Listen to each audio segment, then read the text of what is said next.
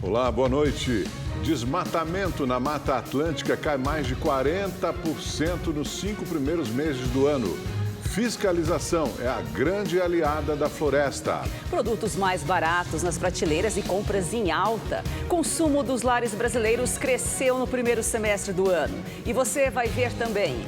Imagens mostram o momento da explosão em silos de cooperativa no Paraná. 8 pessoas morreram. Violência sentida na pele. Mais da metade dos brasileiros afirma que já presenciou casos de racismo. O vento a favor da moda em Ilhabela. Projeto transforma velas descartadas em roupas e acessórios. E ainda ajuda a comunidade. Agora no Rede TV News.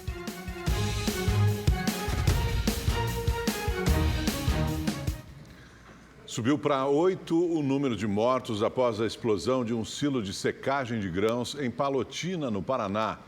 Os trabalhos dos bombeiros continuam para localizar uma pessoa que está desaparecida. Militares do Corpo de Bombeiros e socorristas de Palotina e cidades vizinhas trabalham desde o fim da tarde de ontem no resgate às vítimas. Um homem foi socorrido na manhã de hoje após 8 horas de buscas. Ele é um dos 11 sobreviventes que precisaram ser hospitalizados. Uma pessoa segue desaparecida. A suspeita é que ela esteja soterrada por cerca de 10 toneladas de milho. Continuamos ainda numa atividade bastante complexa, para poder retirar essa vítima do local devido à grande quantidade, de toneladas de grão que ali estão depositados. Então, todo o foco do atendimento, das buscas e salvamentos estão sendo focado nessa vítima que foi identificada ali o local pelos cães farejadores do Corpo de Bombeiros. O armazém, ele é composto de vários túneis. A gente tem que existir a possibilidade, de repente, de um bolsão de ar ali, fazer com que a pessoa consiga sobreviver. Então, o Corpo de Bombeiros trabalha também com a hipótese de encontrar, a pessoa viva, porque seria, assim, muito prematuro dizer que está em óbito. De acordo com a Polícia Civil, dos 8 homens que morreram na tragédia, 7 eram haitianos e um era brasileiro. Eles tinham entre 24 e 55 anos. Em nota, a cooperativa Cevale informou que apenas um deles era funcionário da empresa. Os outros eram terceirizados do sindicato da categoria. O Ministério Público do Trabalho e a Polícia Civil instauraram um inquérito para investigar as causas do acidente. Um drone e um scanner 3D serão usados na perícia. Hoje, o governador em exercício, Darcy Piana, visitou o local. Mais de 100 pessoas estão envolvidas nesse processo para ajudar essas pessoas. Quer dizer, o prejuízo financeiro é muito grande, mas isso é secundário nesse momento. Nas redes sociais, o presidente Lula lamentou as mortes, se solidarizou com as famílias das vítimas e colocou o governo federal à disposição das autoridades locais. As explosões aconteceram no fim da tarde de ontem em um armazém usado para transporte e armazenamento de grãos. Segundo os bombeiros, as vítimas estavam no subsolo quando ocorreu uma explosão na estrutura. Moradores e trabalhadores da região dizem que o estrondo foi tão forte que provocou a quebra de vidraças de empresas vizinhas e foi sentido a quilômetros de distância da sede da cooperativa. A Polícia Civil e o Ministério Público procuram pelo contraventor Bernardo Belo, um dos chefes do Jogo do Bicho no Rio de Janeiro. Ele é acusado de mandar matar um advogado no ano passado.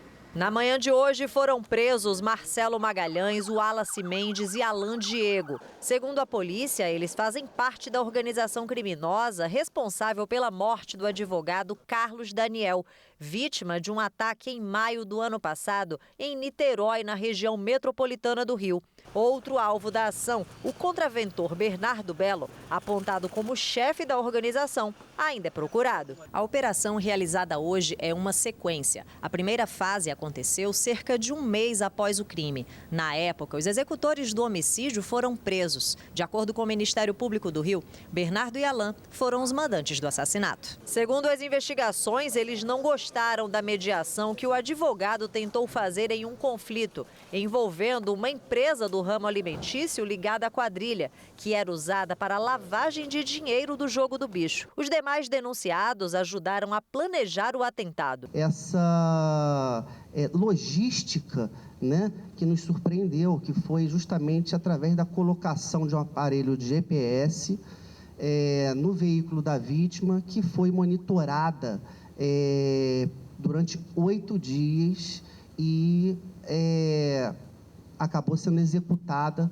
O advogado estava parado em um sinal de trânsito com o filho quando foi abordado por 2 homens em uma moto. Eles dispararam contra o veículo, que, apesar de blindado, estava com a janela aberta. O garoto não ficou ferido. A vítima ela tinha uma complexidade incrível, né? Porque ela já tinha sido ex-policial civil, tinha sido expulso, né, da instituição.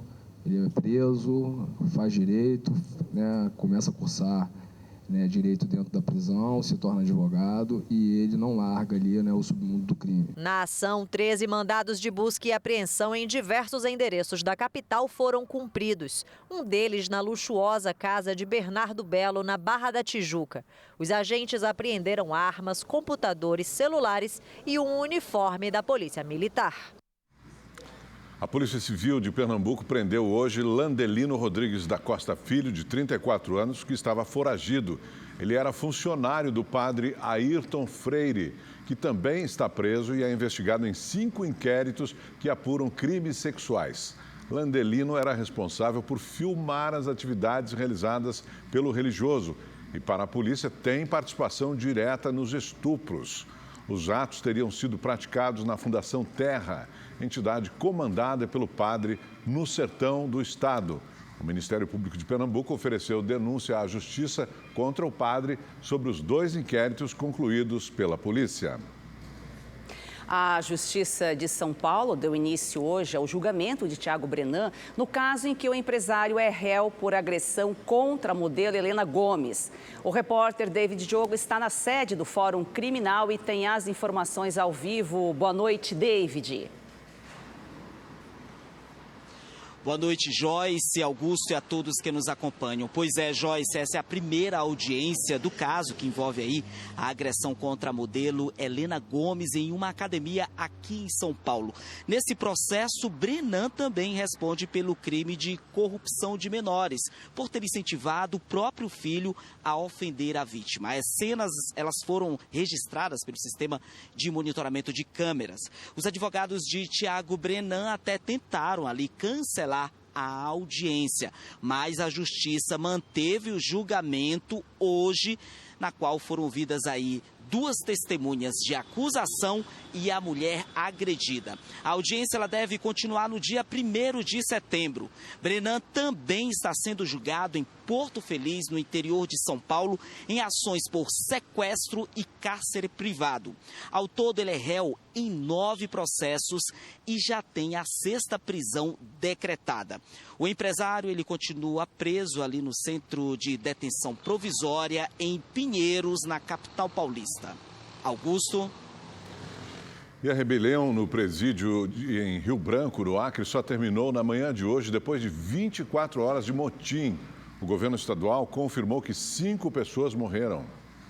Eram por volta das 10 horas da manhã quando a rebelião chegou ao fim. O policial penal, que foi mantido refém por detentos, foi liberado e encaminhado ao pronto-socorro de Rio Branco. O governo do estado confirmou a morte de 5 presos, ainda sem identificação. A movimentação no local foi intensa desde a manhã de ontem. Carros da Polícia Militar, Civil e SAMU entravam e saíam do local a todo momento, o que deixava os familiares dos detentos ainda mais apreensivos. Os negociadores entraram em contato com os líderes da rebelião através de um rádio para tentar a liberação dos reféns, com a presença dos promotores. Compromisso com os senhores de garantir a vida, a integridade de vocês. Estáis aqui, ó, promotor de justiça, aqui, ó, tá comigo, ó, tá vendo? Nada, só um rapaz da imprensa junto com você, pra gente poder fazer já a edição final. A rebelião começou quando os presidiários renderam policiais penais e tiveram acesso ao estoque de armas. Um dos agentes acabou ferido. Ele foi atingido por um tiro de raspão no rosto. Um detento também foi ferido durante a rebelião e encaminhado ao pronto-socorro. Ele foi identificado como Reinaldo de Almeida Silva, de 41 anos. As investigações para a gente poder apontar como eles saíram das celas, como eles renderam os policiais penais ou o policial penal, né? E como eles tiveram acesso ao local onde é destinado para a reserva de armas. O Presídio de Segurança Máxima Antônio Amaro Alves existe há 15 anos e tem ao todo 99 presos. Começou hoje no Tribunal de Justiça do Rio de Janeiro o julgamento do bombeiro Paulo César de Souza Albuquerque. Em maio do ano passado, ele atirou em um atendente de uma rede de fast food na Zona Oeste por causa de um cupom de desconto. Matheus Domingos Carvalho levou um tiro na barriga e o sargento Paulo César responde por tentativa de homicídio. Câmeras flagraram a agressão sofrida por Matheus e o momento em que Paulo César entra na lanchonete armado. A confusão começou porque o bombeiro ficou insatisfeito por não receber o desconto de R$ 4,00 na compra, previsto no cupom. Se condenado, ele pode pegar até 20 anos de prisão. Os 3 réus acusados da morte do indigenista Bruno Pereira e do jornalista britânico Dom Phillips foram ouvidos hoje pela Justiça em Tabatinga, no Amazonas. Amarildo da Costa de Oliveira, Ozenei da Costa de Oliveira e Jefferson da Silva Lima ficaram em silêncio. Eles se recusaram a responder às perguntas sobre o crime e pediram a transferência para presídios no Amazonas. Os 3 estão em presídios federais em outros estados. O indigenista Bruno Pereira e o jornalista Dom Phillips foram mortos a tiros quando voltavam de uma expedição na região do Vale do Javari em junho de 2022. Os corpos foram queimados, enterrados e encontrados 10 dias depois. A Justiça deu prazo de 10 dias para as alegações finais. Hoje, Marielle Franco completaria 44 anos. A data foi marcada por uma série de eventos em homenagem à vereadora carioca, assassinada há 5 anos. As homenagens a Marielle Franco começaram com uma missa na Igreja Nossa Senhora do Parto, no centro do Rio. Os pais, Marinete e Antônio, e a viúva de Marielle, a vereadora Mônica Benício, participaram da celebração. Marielle é um dom de Deus para nós, para a nossa cidade, para o mundo. E, felizmente, o nome dela é conhecido e cada vez mais conhecido. Na estátua, em homenagem à vereadora, os familiares receberam o apoio do grupo Mães de Manguinhos, que tiveram seus filhos assassinados. Vamos celebrar Marielle sempre, vamos seguir cobrando justiça por ela, porque isso é pela democracia do nosso país, é por cada defensora e defensor de direitos humanos que tem sua vida ceifada nesse país. Celebrar Marielle é celebrar a vida, é celebrar o amor. Vai continuar com resignação, com resistência, com luta e por justiça, porque é primordial que a gente vive hoje. No final da tarde, foi lançado o livro Marielle Franco, uma fotobiografia com imagens inéditas de diferentes fases da vida da vereadora e falas ditas por ela. O evento ocorreu no Complexo da Maré, comunidade onde Marielle nasceu e cresceu. A Justiça de São Paulo confirmou a decisão que absolveu o deputado federal Aécio Neves da acusação de recebimento de propina. Segundo o empresário Joesley Batista, da JF, o tucano teria feito um pedido de R$2 milhões.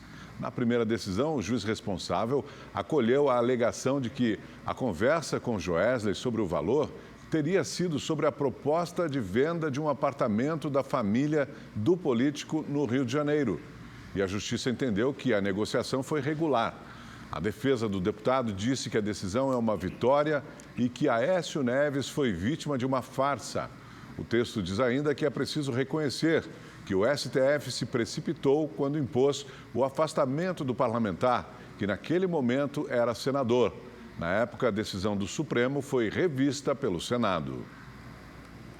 O COAF, que é o Conselho de Controle de Atividades Financeiras, identificou transações milionárias na conta de Mauro Cid, ex-ajudante de ordens do ex-presidente Jair Bolsonaro.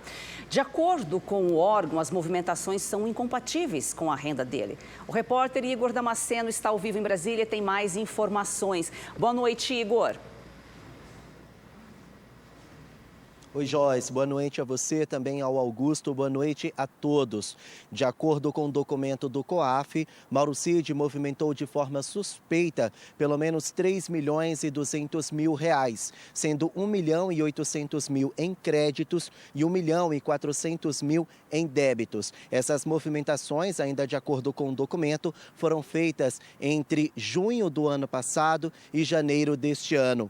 O órgão também apontou o envio de R$370 mil para os Estados Unidos em 12 de janeiro deste ano, mesmo período em que o ex-presidente Jair Bolsonaro estava no país. Para o COAF, as movimentações são incompatíveis com a renda de Mauro Cid, que recebe um salário mensal de R$17 mil já com os descontos. O órgão acredita ser uma suposta tentativa de sonegação fiscal ou de ocultação de patrimônio. O relatório já foi entregue para os membros da CPI mista do 8 de janeiro, que já começaram a fazer a análise dessas movimentações. A nossa produção entrou em contato com a defesa de Mauro Cid, mas até o momento os advogados ainda não se pronunciaram sobre o assunto. Ele está preso desde maio por supostamente fraudar os cartões de vacinas do ex-presidente Jair Bolsonaro e de familiares.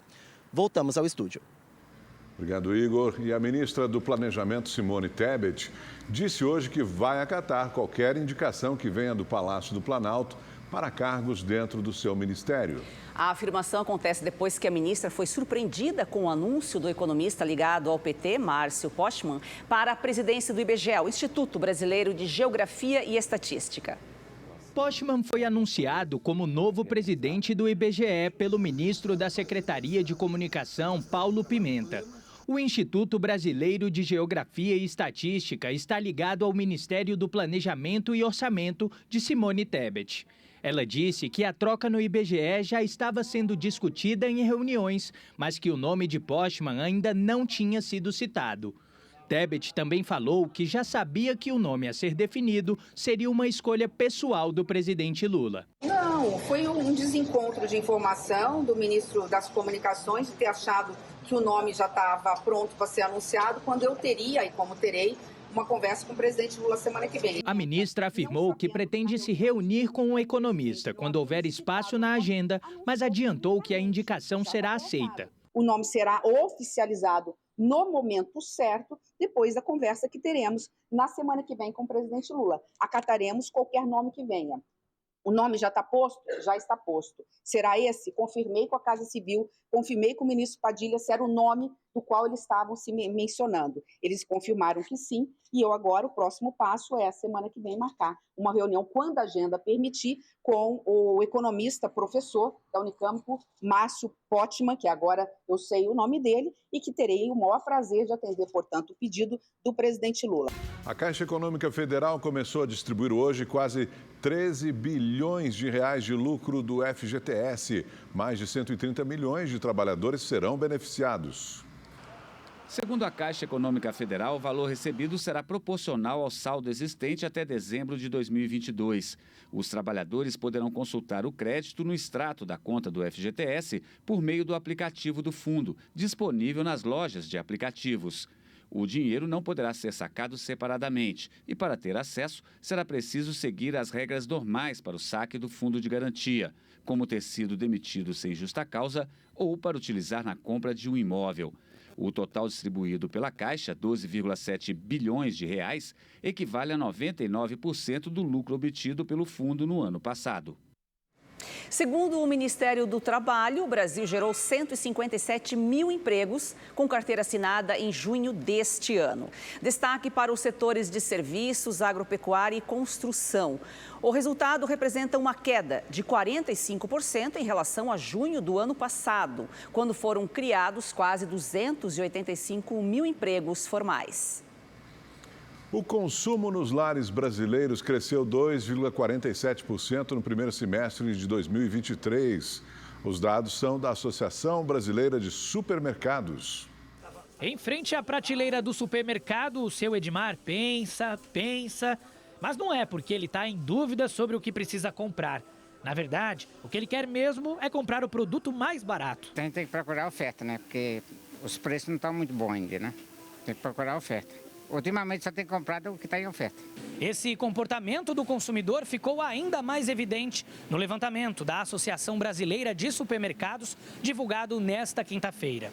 Mesmo com um aumento de 2,47% do consumo nos lares, no acumulado dos 6 primeiros meses deste ano, as pessoas continuam pesquisando preços e comprando os produtos mais baratos. O consumidor, ele vem muito mais atento, porque no ano passado nós tivemos uma inflação de 2 dígitos e ele tinha que fazer muitas pesquisas, troca de marcas, e isso vem continuando.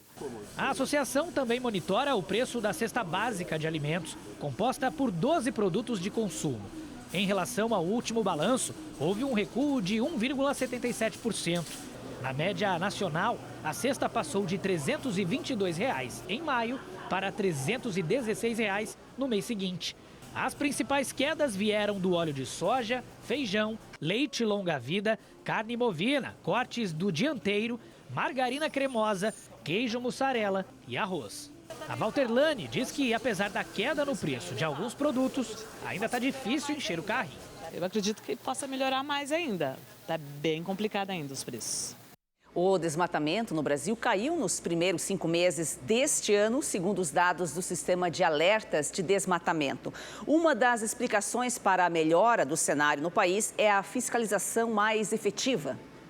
Entre janeiro e maio deste ano, a área desflorestada em todo o país foi de cerca de 7 mil hectares, o equivalente a 7 mil campos de futebol. O índice é 42% menor se compararmos com os primeiros 5 meses de 2022, quando 12.166 hectares foram desmatados. O que diminuíram foram os grandes desmatamentos. Desmatamentos com mais de 50 hectares, mais de 50 campos de futebol numa única área, ou com mais de 10 hectares, mais de 10 campos de futebol, é o que diminuiu.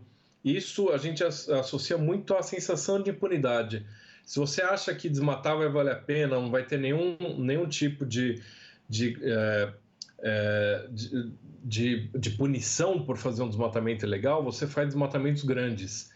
Se você já tem uma sensação de que sim, pode haver uma multa, pode haver o bloqueio do crédito rural, a tendência é que não faça mais desmatamento ou se faz desmatamentos menores, que a chance de ser pego é menor.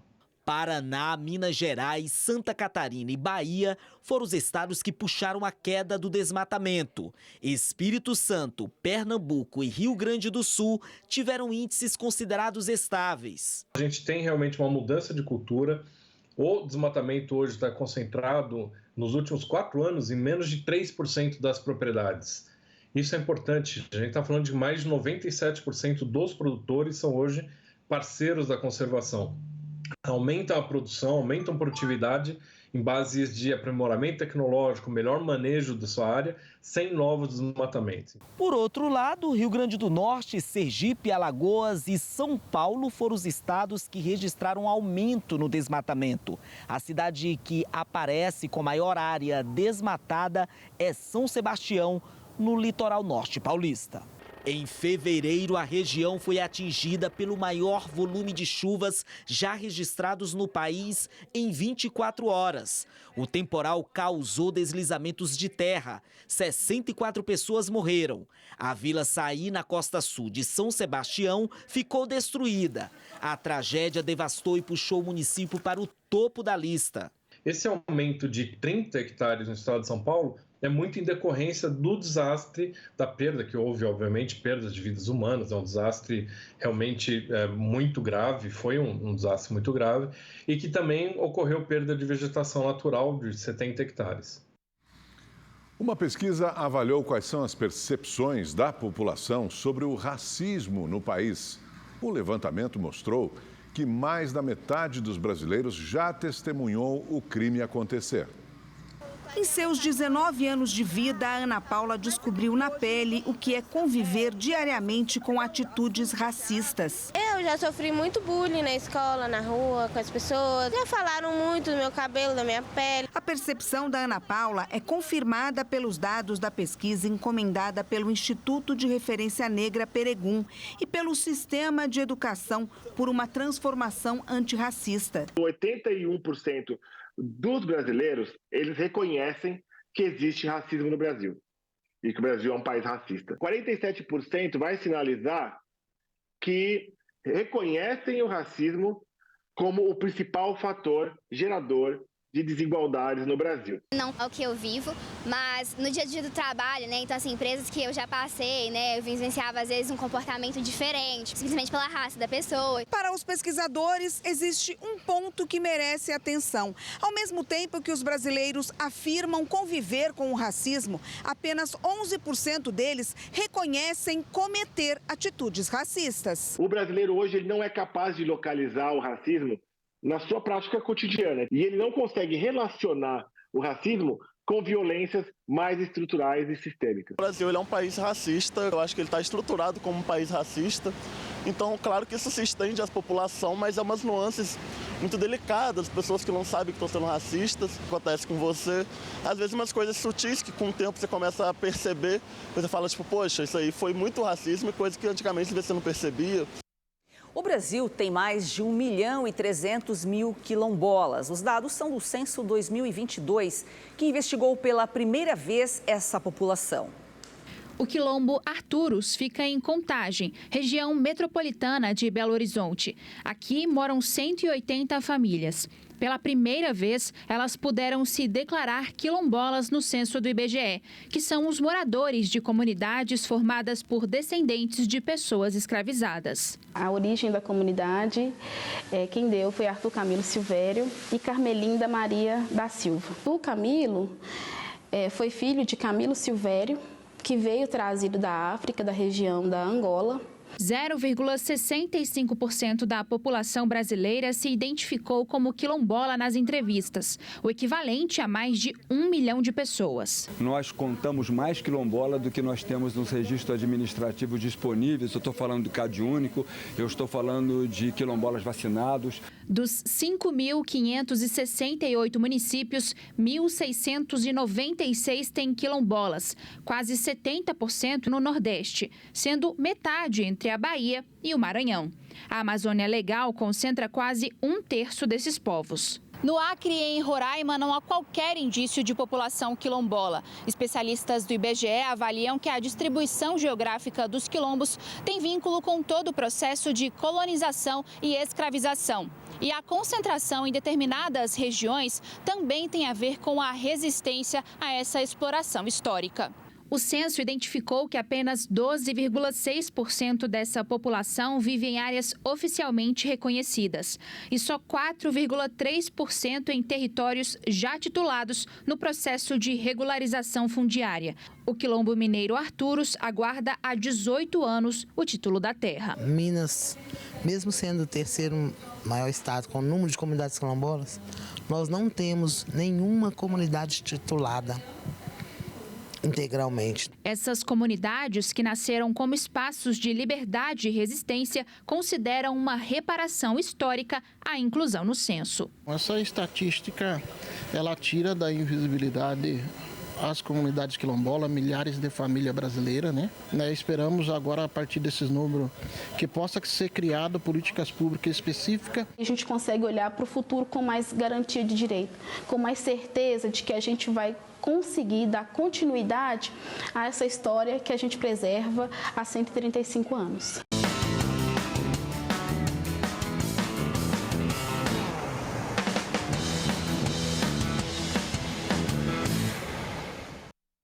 Agora o esporte. Vamos até Ilhabela saber como foi mais um dia da 50ª edição da Semana Internacional de Vela. Gabriela de França tem os detalhes. Gabi, e aí, teve muito vento por aí hoje? Boa noite. Sim, Joyce, boa noite para você, ótima noite aí para o Augusto, uma boa noite para você de casa, tá ligadinho aqui no Rede TV News. Olha, essa falta de vento é um problema para os velejadores, vento forte também é um desafio enorme para eles, tá? Hoje, uma frente fria chegou aqui na ilha, provocou ventos que passaram dos 60 km por hora. Com isso, durante a regata que aconteceu hoje, a gente teve aí equipes, né, que desistiram da prova, também tivemos veleiros que perderam o mastro, mas quem seguiu na competição aí, na regata, precisou caprichar, abusar das manobras para enfrentar aí a correnteza, mar agitado, ventos de sul e muita adrenalina, viu?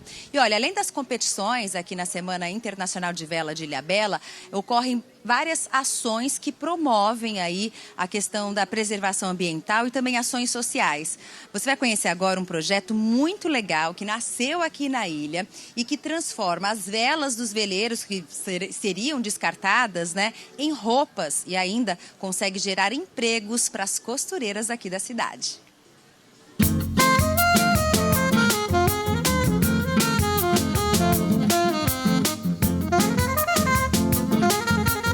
Nesta época do ano, o mar de Ilhabela até parece uma pintura.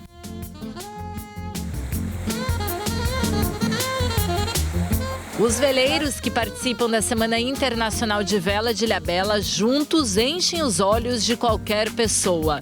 E para tanta beleza se fazer presente, a manutenção também é necessária. Um item essencial de uma embarcação que é a própria vela pode ter outro destino fora dos barcos. As velas são confeccionadas com tecidos resistentes à prova de qualquer condição climática. A durabilidade também é alta, pode chegar até 10 anos. Mas quando descartadas de maneira incorreta, podem causar um grande prejuízo ao meio ambiente. Praticante de esportes náuticos e preocupada com a sustentabilidade, a Denise teve a ideia de criar o projeto Revela. Me deparei aqui com uma situação de muitas velas que existiam na Escola de Vela Municipal de Ilhabela, né, que não tinham uso mais pelos velejadores e não tinham destino, a gente não sabia o que fazer com aquilo. Falei, bom, mas e aí, o que a gente faz com isso, que demora 400 anos para se dissolver, mais que o plástico? Né, um esporte que é tão sustentável, depende do vento, traz tantas transformações na vida das pessoas, maravilhoso. E aí a gente resolveu, né, eu fundei a Revela. O que antes era descartado se transforma em roupas e bolsas. O trabalho emprega muitas costureiras da cidade. A gente montou uma oficina, um laboratório criativo sustentável, para começar a ver o que a gente poderia fazer com aquilo. Né? E aí surgiram as jaquetas maravilhosas, né? Onde os velejadores contribuem, né, e são doadores dessas velas. Algumas doações que a Denise recebe saem da Escola Municipal de Vela Lares Grael, responsável por iniciar jovens na modalidade. A gente começou há algum tempo, né, ter uma parceria e essas velas serem reaproveitadas, né? Então, assim, como reciclada, ela passou por um processo aí para poder ser reutilizada, não velejando, mas sim fazendo algum tipo de objeto para poder, alguma decoração, alguma coisa assim, né? Mas a gente nota a necessidade da substituição quando o atleta já não tem mais o rendimento que ele espera, né? Em meio a diversas iniciativas socioambientais, a Semana Internacional de Vela de Ilhabela vai até o próximo domingo e a cobertura completa você acompanha aqui na Rede TV.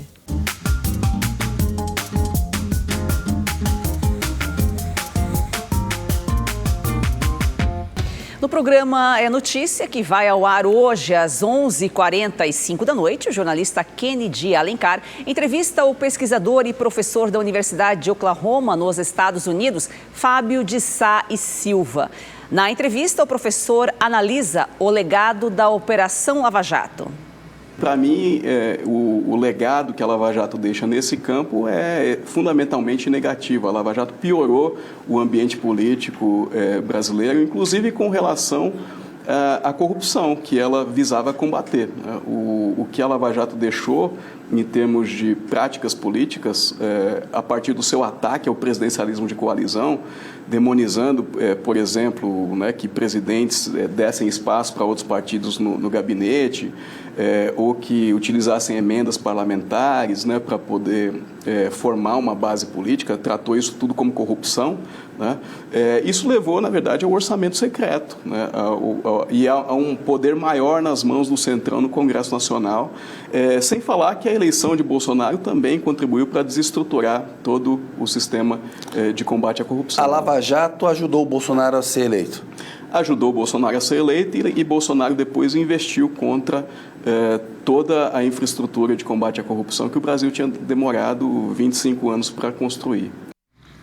Fábio de Sá e Silva disse que Lula já assumiu o governo enfrentando muitas ameaças, mas que tem tido um desempenho favorável. Em primeiro lugar, a gente tem que compreender os desafios que o governo Lula enfrentou. O cenário que o Lula 3 enfrentou é muito diferente do cenário que o Lula 1 enfrentou. Para começar, nós tivemos uma tentativa de golpe de Estado na primeira semana de governo. Nenhum outro presidente assumiu tendo que enfrentar ameaças ao seu próprio exercício do cargo, né? Em segundo lugar, nós temos uma degradação absoluta das políticas públicas no país. E é um trabalho de reconstrução de muitas políticas, inclusive políticas em áreas em que o Brasil era uma referência, como, por exemplo, vacinação, ou mesmo o combate ao desmatamento, mediante lá o PPCDAN, que o Bolsonaro simplesmente desestruturou, né? Nós temos também uma degradação do sistema político, como eu dizia. O poder hoje está muito mais concentrado no Congresso e dentro do Congresso nas mãos do Centrão. O presidente hoje tem as mãos um pouco mais amarradas, né? Temos ainda um problema fiscal, né? O Lula assumiu sem condições de poder implementar aquilo que ele tinha prometido na campanha, de atender as expectativas da população ali, que eram imediatas e que tinham sido colocadas no processo eleitoral. Então, é um desafio muito grande, né? Mas a minha avaliação é de que Lula tem se saído muito bem. Os indicadores da economia, né, estão sendo muito positivos, a inflação está caindo, o dólar caiu, né? Os níveis de emprego no Brasil também tão bons, né? Portanto, acho que tem sido, dentro das dificuldades, tem tido um desempenho muito favorável. O professor da Universidade de Oklahoma disse que existem semelhanças entre as eleições de Lula e do presidente dos Estados Unidos, Joe Biden. Os processos são muito semelhantes. Nos dois casos, nós tivemos políticos bastante experientes, Lula e Biden, e também bastante moderados. Houve aqui no Brasil uma tentativa, sobretudo por setores da imprensa e também do empresariado, de dizer que nós tínhamos dois extremos, né, e tentar emplacar uma ideia de terceira via, quando, na verdade, nós sabemos que o Lula é um político moderado, é um político negociador, né, assim como o Biden também, né, é um político de centro-esquerda, né, que lideraram frentes amplas, podemos dizer assim, coalizões, né, bastante inclusivas nos seus respectivos contextos políticos, né, e conseguiram derrotar o extremismo de direita, né, em campanhas que foram marcadas por desinformação, por exemplo. Fábio de Sá e Silva também falou das diferenças entre os militares americanos e brasileiros e da atuação da imprensa. Sem dúvida, a imprensa americana é muito mais liberal nesse sentido, né, na linguagem que eles mesmos adotam, né? O liberal, no caso, é diferente do liberal aqui no brasileiro, né? Seria mais progressistas. Agora, os militares realmente é um ponto de distinção interessante que você traz, né? Os militares brasileiros, não pela primeira vez, né, flertaram com o golpismo, fizeram parte ali de processos que visavam desestabilizar e suplantar um governo legitimamente eleito, né? Mas me parece que há dois fatores aí que diferenciam o Brasil dos Estados Unidos nisso. O primeiro é a doutrina militar nos dois países, quer dizer, a doutrina militar americana entende que o papel das Forças Armadas é proteger o país contra inimigos externos. A doutrina militar brasileira, que foi elaborada aí no contexto dos anos de chumbo, né, é de que o papel dos militares é proteger o país de inimigos internos, né? E há uma outra questão que é importante a considerar, que é o fato de que o Brasil teve uma chance de passar essa história limpo, de responsabilizar os militares, né, e de reposicionar, portanto, essas relações. Mas acho que desperdiçou essa chance. O programa É Notícia vai ao ar hoje às 11h45 da noite. Não perca. O Rede TV News fica por aqui. Obrigada pela sua audiência. Uma boa noite. Até amanhã, 7h20 da noite, no Rede TV News. Boa noite para você.